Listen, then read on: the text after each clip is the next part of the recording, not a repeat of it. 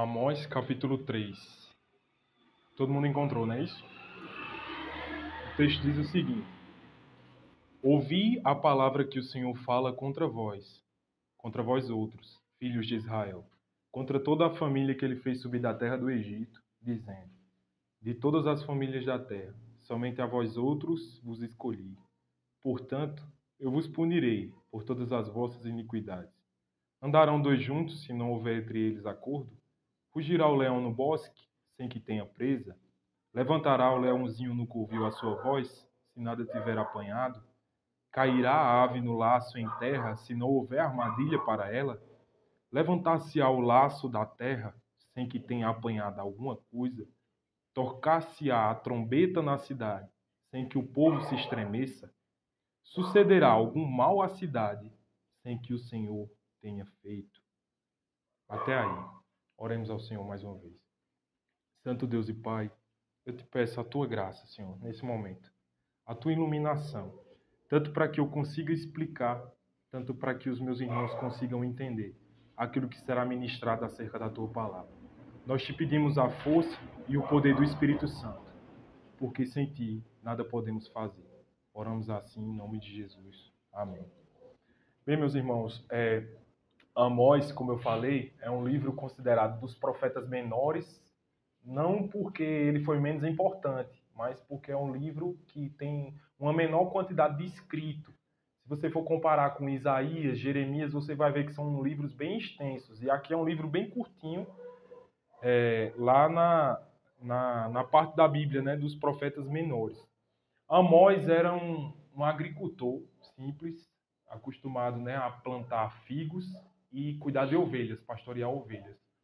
E ele foi levantado por Deus, ele sendo natural de Tecoa, que era uma cidade que ficava na parte do Reino do Sul, que também é considerado Judá. Ele era natural de uma cidade chamada Tecoa. E ele foi levantado não para profetizar acerca do Reino do Sul, mas do Reino do Norte, que estava sendo governado por Jeroboão II. Jeroboão II, em meio a tantos reis que Israel teve, ele reinava na parte do Reino do Norte, que era Israel, e que nós sabemos que foi separado o Reino do Norte e Reino do Sul, lá depois de Davi, né, de Salomão, já com o filho de Salomão, Roboão, ficou reinando na parte do Reino do Sul, e Jeroboão primeiro na parte do Reino do Norte. E assim foi a cadeia de reis, que nós podemos estudar em outro momento. Mas nesse período de Amós era Jeroboão II. Jeroboão II era um estrategista habilidoso, um hábil rei militar, né, um estrategista militar, e na época do seu governo, Israel estava vivendo uma grande bonança, um grande período de tranquilidade. A gente sabe que teve períodos em que era fome, tinha período que era bonança, tinha período que eles estavam abaixo, outros períodos estavam acima, e no período de Jeroboão II era justamente um desses períodos que Israel estava prosperando e vivendo um período de paz. O profeta Amós ele foi levantado por Deus para profetizar lá no Reino do Norte, porque o povo do Reino do Norte estava vivendo o que a teologia chama de teologia do Norte. O que era que consistia essa teologia do Norte? Esse pessoal acreditava que por eles serem os escolhidos, né, o povo de Deus, descendente de Abraão, de Isaac e de Jacó, eles não seriam punidos por Deus. Eles acreditavam que haveria uma tolerância maior sobre eles, apesar dos seus pecados, apesar das suas falhas, eles achavam que Deus ia passar pano para eles, num termo bem coloquial de hoje. Eles achavam que Deus ia ignorar os seus pecados porque eles eram descendentes de Abraão, de Isaac e de Jacó. Só que Amós foi levantado por Deus para combater esse mau entendimento deles, e nós sabemos que, muito provavelmente, um profeta assim não é bem recebido. Então, nesse contexto, depois das profecias do capítulo 1, do capítulo 2, nós chegamos no capítulo 3, onde nós encontramos por base 4 verdades que nós queremos destacar nessa noite. A primeira verdade é que Deus tem os seus escolhidos, isso é um fato, Deus tem os seus escolhidos. A segunda verdade é que Deus pune os seus escolhidos, Deus não passa pano para eles, Deus pune os seus escolhidos. Em terceiro lugar, tudo tem um propósito, nada é por acaso, tudo tem um propósito. E em quarto lugar, Deus executa os desastres naturais. Bem, acerca dessa primeira verdade, nós vamos ver ela claramente no verso 2. O verso 1 diz: ouvi a palavra que o Senhor fala contra vós. Ou seja, isso é uma afirmação de que Amós estava pregando contra, literalmente contra eles, porque era uma palavra exortativa. Contra vós outros, filhos de Israel. Ou seja, Deus não estava aqui trazendo uma profecia através de Amós em relação aos povos estranhos, aos povos pagãos, mas era o próprio povo do Reino do Norte. Contra toda a família que ele fez subir da terra do Egito. Isso aqui é uma menção clara de que esse povo era o povo de Deus, o povo descendente de fato dos peregrinos do deserto, né? De todas as famílias da terra, somente a vós escolhi. Ou seja, é daqui que nós entendemos que Deus tem os seus escolhidos. Porque aqui essa linguagem somente, esse termo na língua portuguesa, vai trazer um advérbio de quantidade. Ele está expressando uma quantidade de pessoas.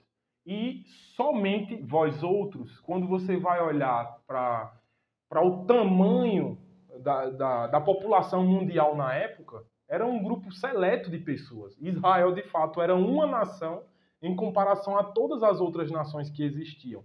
Então, aqui, esse somente a vós outros traz uma ideia de que Deus tem os seus escolhidos. E os escolhidos são uma exceção dentro desse mundo. Eles são sempre aquela ideia do remanescente. São poucos, são sempre poucos. Até em comparação com o que Jesus falou a respeito da porta estreita, né? São poucos os que passam por ela. Então, os filhos de Deus, em comparação aos filhos do diabo, como o Tiago fala, é uma quantidade bem mais reduzida. Somente a vós outros vos escolhi. Então, aqui a gente entende que Deus tem, de fato, os seus escolhidos. Mas a respeito da segunda verdade, de que Deus pune os seus escolhidos. Pelo fato de eles serem escolhidos, aí entra outra palavrinha bem importante. Portanto, ou seja, por esse motivo, pelo fato de vocês serem os escolhidos, eu vos punirei por todas as vossas iniquidades. Então aqui é a confirmação do que eu falei no início. Amós foi levantado para falar a esse povo, combater a crença de que Deus os alisaria.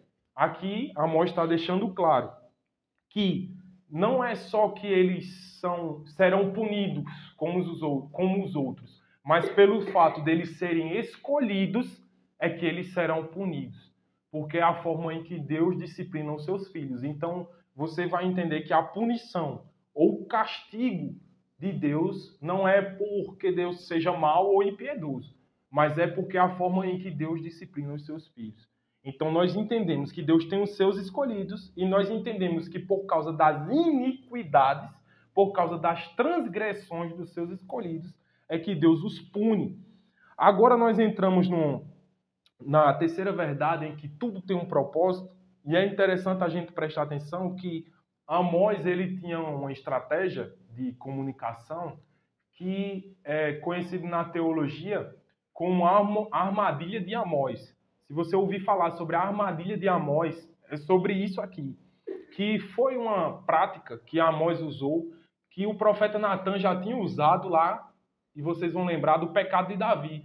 Quando Natan vai trazer à tona o pecado de Davi, para Davi, ele faz Davi perceber, através de uma história, que aquela atitude era má. Só que ele não chega apontando diretamente. Davi, você fez isso, fez aquilo. Não. Natan, ele monta um cerco. Ele encurrala Davi. Ele faz Davi perceber que a atitude dele foi péssima. E quando Davi confessa e entende que aquela história narrada por Natan era horrível, aí Natan diz, foi você que fez isso. E aqui a gente vai ver que Amós faz a mesma coisa. Isso é a armadilha de Amós. Ele começa encurralando, e aí quando aquelas pessoas estavam contra a parede, é que ele afirmava concretamente. Por quê? Ele fez 7 perguntas, que essas perguntas foram justamente para expressar uma única verdade. Essas 7 perguntas, elas têm a mesma resposta. E a resposta é não. Vamos prestar atenção aí a partir do verso 3. Andarão dois juntos se não houver entre eles acordo? A resposta aqui é não. Essa é a primeira pergunta. E, curiosamente, as 7 perguntas é como se fosse apenas uma confirmação da outra, um fortalecimento do outro. Ele vai citar coisas diferentes para chegar na mesma mensagem. Andarão dois juntos se não houver entre eles acordo?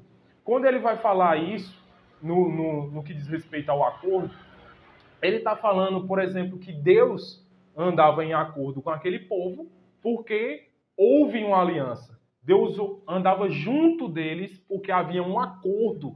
Ou seja, por exemplo, se eu vou viajar com alguém, como é que eu vou viajar junto com essa pessoa? Pegar um avião com ela, ir para o aeroporto, sem combinar nada com ela, sem fazer um acordo com ela, sem dizer a hora que ela tem que chegar aqui, sem dizer o que é que ela tem que levar, sem dizer como é que a gente vai comprar as passagens, sem dizer que avião a gente vai pegar, nem para onde a gente vai. Você percebe, para que duas pessoas caminhem juntas, tem que haver primeiro um acordo, tem que entrar em um consenso, tem que chegar em uma aliança. Então foi justamente o que Amós estava explanando aqui. Ele estava trazendo à tona a existência da aliança entre Deus e Israel. Israel só era o povo escolhido de Deus porque Deus tinha feito uma aliança com eles. A segunda pergunta, que está no verso 4, vai dizer: rugirá o leão no bosque sem que tenha presa? Mais uma vez, assim como a primeira, a mensagem é a mesma e a resposta também é não. O leão não rugirá no bosque sem que tenha presa. Você vai ver que Amós ele sempre fala de leões, de leões. Nesse verso ele fala do leão e do leãozinho. Em outras ocasiões também. Porque, como eu falei, ele era pastor de ovelha na região da Palestina, que nós sabemos muito bem que lá era uma região predominantemente composta de leões, de bandos de leões, de leoas, etc. Então isso era algo que era muito observado por Amós e ele usou aquelas circunstâncias do dia a dia daquele povo para ensinar a eles. Então, por isso que ele fala tanto sobre leão no texto. Então, ele vai perguntar: rugirá o leão no bosque sem que tenha presa? A resposta é não. Por quê? O leão não vai rugir sem que não tenha presa. É como se fosse uma coisa lógica. Se torna até repetitiva as perguntas para nós. Por quê? Do mesmo jeito que não caminham dois juntos sem que tenha um acordo, um leão ele não vai rugir se não tiver uma presa. Ele vai atacar o quê? Uma coisa, isso aqui é a confirmação da lei da causalidade, que a ciência veio descobrir depois de muitos anos, mas que a Bíblia estava falando desde essa época. Para todo efeito tem que ter uma causa. Tudo tem um motivo. Tudo tem um propósito. E essa aqui era a perspectiva do que Amós estava dizendo. Nada é à toa. Então, por isso que o leão não rugirá num bosque sem que tenha uma presa. Não tem sentido uma coisa sem a outra. Levantará o leãozinho no covil a sua voz sem nada tiver apanhado? Então você vai perceber que todas essas perguntas vão chegar na mesma conclusão. Cairá a ave no laço em terra se não houver armadilha para ela? Aqui ainda fica mais claro para nós. Naquela época, eles costumavam caçar as aves com esses laços, né? Até Davi vai falar no Salmo 91, do laço do passarinheiro. Todo mundo já ouviu falar. Era um costume de caçar essas aves com esses laços, era uma espécie de armadilha. Então, basicamente, o que Amós está dizendo é: como é que o pássaro vai ser caçado se ninguém caçar? Como é que o rato vai ser pego numa ratoeira se ninguém colocar a ratoeira? Então, o rato só foi pego naquela ratoeira porque alguém colocou a ratoeira. Então, tá entendendo que o rato ser pego tinha um motivo, e o motivo foi eu ter colocado a ratoeira. Então, é basicamente em todas essas perguntas o que Amós está querendo fazer o povo refletir. Levantar-se-á o laço da terra sem que tenha apanhado alguma coisa? Ou seja, eu vou puxar a armadilha se o pássaro não tiver caído nela. Então você vai ver que tudo isso é a mesma confirmação de que para todo efeito tem uma causa, ou seja, tudo tem um motivo determinado. Tocar-se-á a trombeta na cidade sem que o povo se estremeça? Aqui você vai ver que Amós está falando de várias coisas distintas, só que todas essas coisas faziam parte da cultura do dia a dia daquele povo. Então essa mensagem era muito clara para eles. Porque quando quando o povo de Israel estava diante de alguma ameaça, eles tinham o costume de tocar a trombeta que era chamado shofar. Então quando aquela trombeta tocava em sentido de alerta naquela cidade, era algo que, quando você vai pesquisar, você vê que era assustador para o povo. O povo já tremia, já temia, porque eles sabiam que algum inimigo violento e poderoso estava se aproximando. Então, você percebe que era inevitável. O povo se estremecia porque o chofar foi tocado. Então, você percebe que o chofar ser tocado faz com que o povo se estremecia. O povo não se estremeceria à toa, do nada. Tem que haver um motivo para que alguma coisa aconteça. Então, nós chegamos aí no verso 6, na parte em que dá o norte para a mensagem que nós estamos estudando sobre os desastres naturais. Sucederá algum mal à cidade sem que o Senhor o tenha feito? É importante a gente perceber que essa palavra mal aí, eu quero que você abra também agora em Isaías 45. É o único texto que a gente vai ler paralelo em outro livro. Isaías capítulo 45. O verso é o verso 7. Isaías 45, verso 7.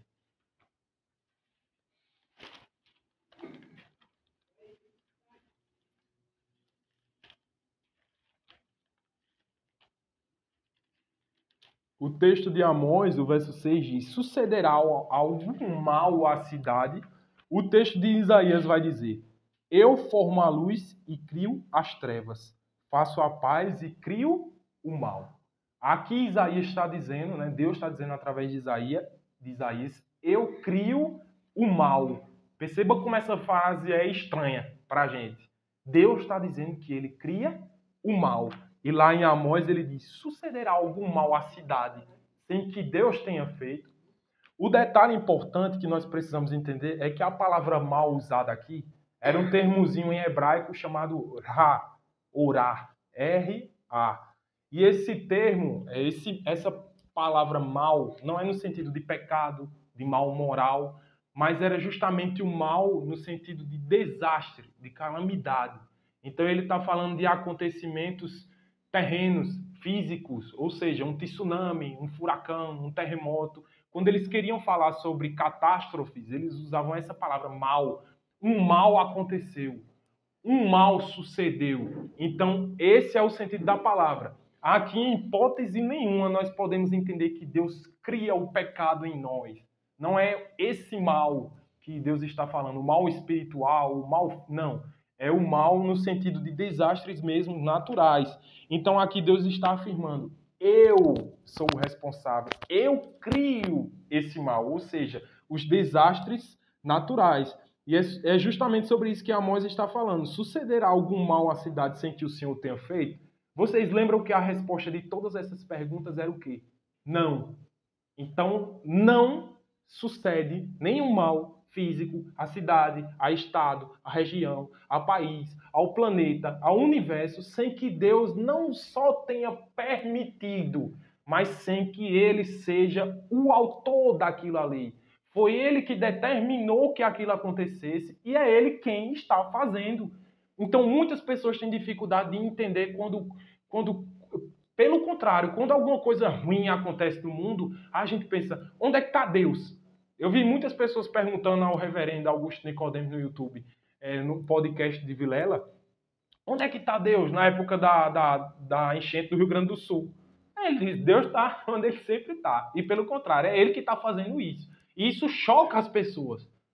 Mas aqui a gente está vendo no texto de Amós que não sucederá mal nenhum, nenhum desastre, nenhuma calamidade, sem que Deus tenha feito, sem que Deus tenha produzido aquilo. E isso é por juízo, isso é por correção, isso é por punição, como nós estamos vendo no sentido total do texto.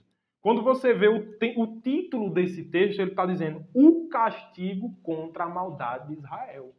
Então você vai ver que lá em Isaías o contexto é basicamente um pouco diferente, mas de todo jeito é uma punição. Então Deus tem os seus motivos para mandar um enchente no Rio Grande do Sul. O que nós não podemos fazer com isso é ter a sensação de que isso é positivo, de que tanto faz. Na realidade, nós devemos temer. Nós devemos sim temer a Deus, porque de fato Ele é assustador em seu poder. Deus pode aniquilar uma cidade, Deus pode aniquilar, Deus pode partir o planeta Terra no meio. E tudo que ele fizer é bom e é justo. E tudo que Deus produz de calamidade, de desastre no mundo, é porque o mundo merece. Quando Deus destruiu, devastou o Rio Grande do Sul, é porque o Rio Grande do Sul merecia. Do mesmo jeito aconteceu aqui com Amós. Aí vocês querem ver o desfecho dessa história? Passa uma página. Amós capítulo 4. Aqui nós entendemos já que Deus tem os seus escolhidos, verso 2.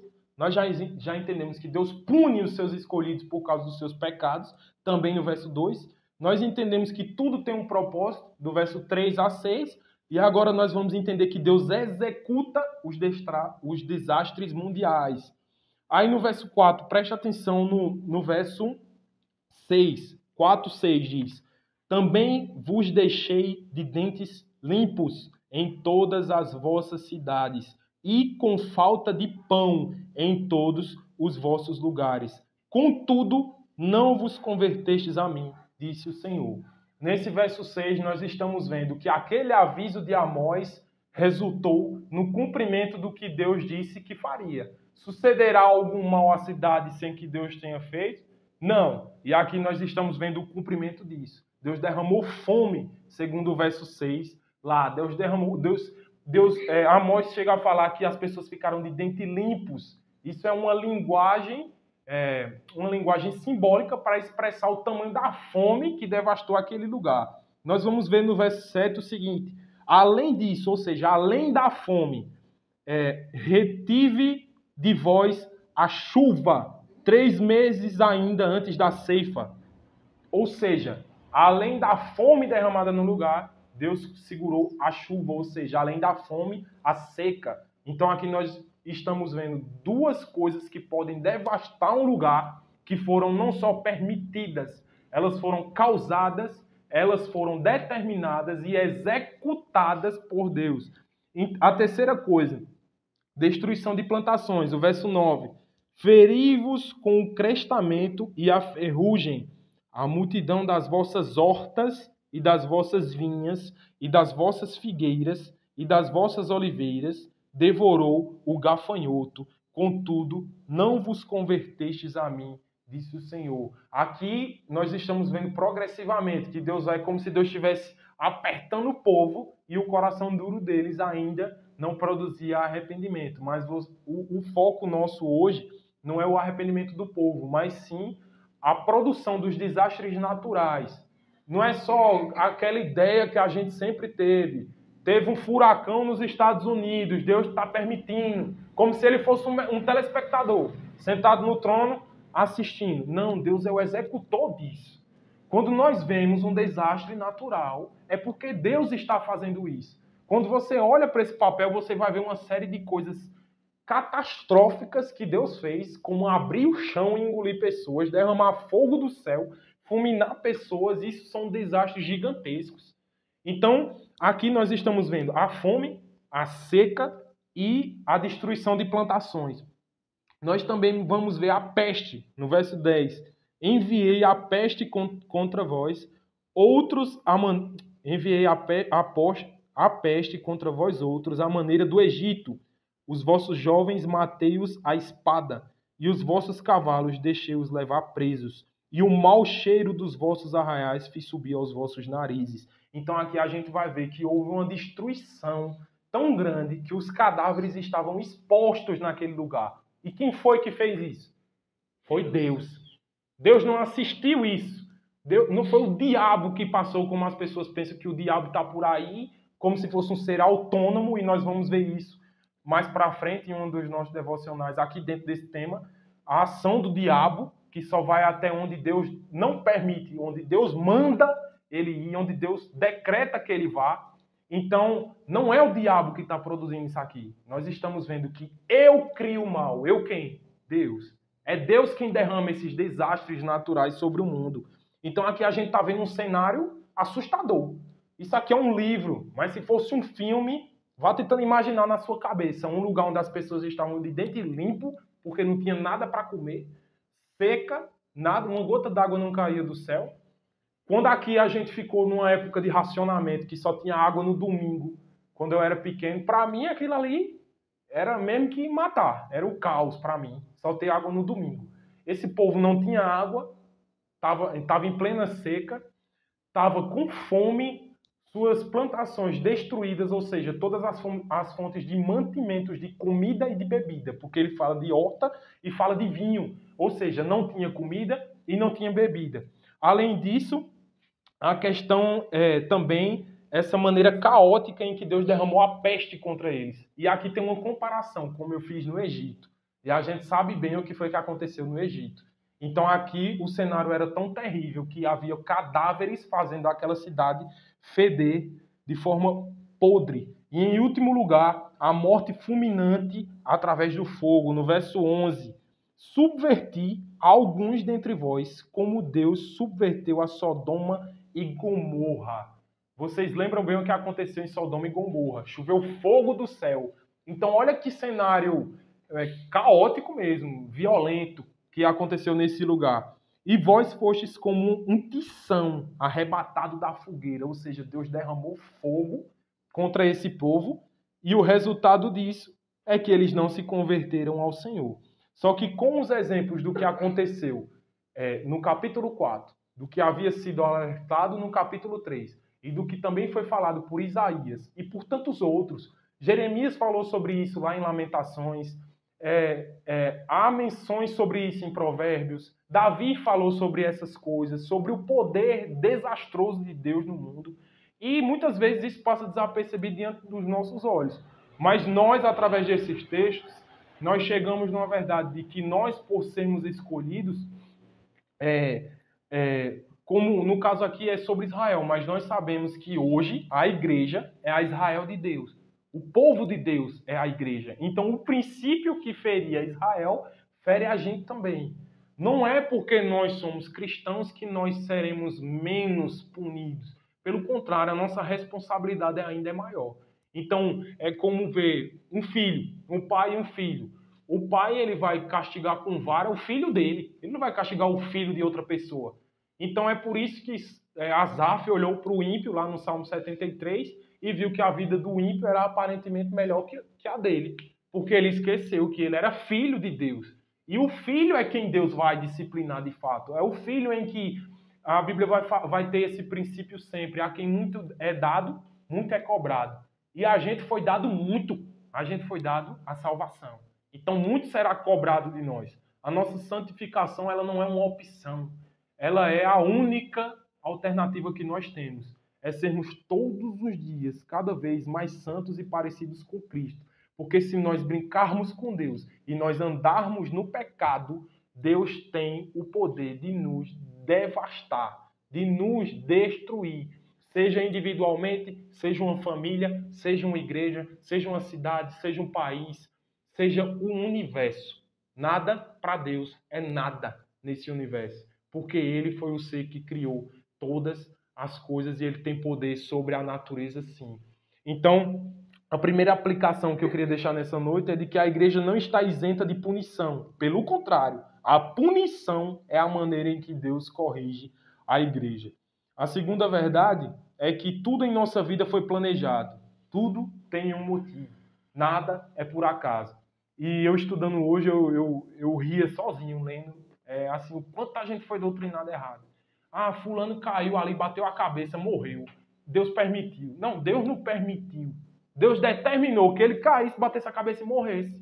O dia que aquela pessoa ia morrer, o dia que aquela pessoa ia nascer, o dia que aquela pessoa ia adoecer, o dia que aquela pessoa seria curada, foi misteriosamente planejado por Deus. E nós nunca vamos entender o porquê.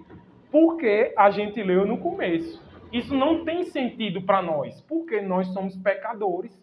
É por isso que quando Paulo se aproxima de Deus, ele diz sempre a mesma coisa. Quem conheceu a mente do Senhor?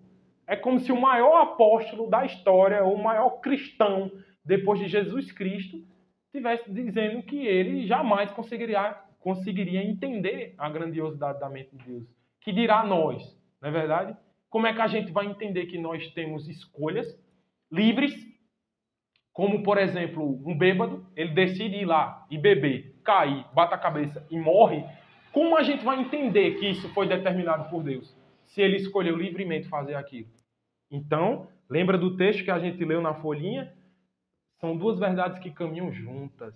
Este homem, ele escolheu livremente fazer isso. Mas de alguma maneira sobrenatural, misteriosa e fantástica, ele chegou justamente onde Deus determinou. E isso não deve nos trazer sensação de injustiça, como eu falei no dia do Salmo 139. Mas qual foi a reação de Davi? Tal conhecimento é maravilhoso demais para mim. Eu saber que eu sou filho de um ser que, do mesmo jeito que manda a tempestade, acalma a tempestade. Que manda o furacão, evita o furacão. Derrama tsunami, derrama ira, mas tudo chega numa coisa só. Que Deus assombroso, né?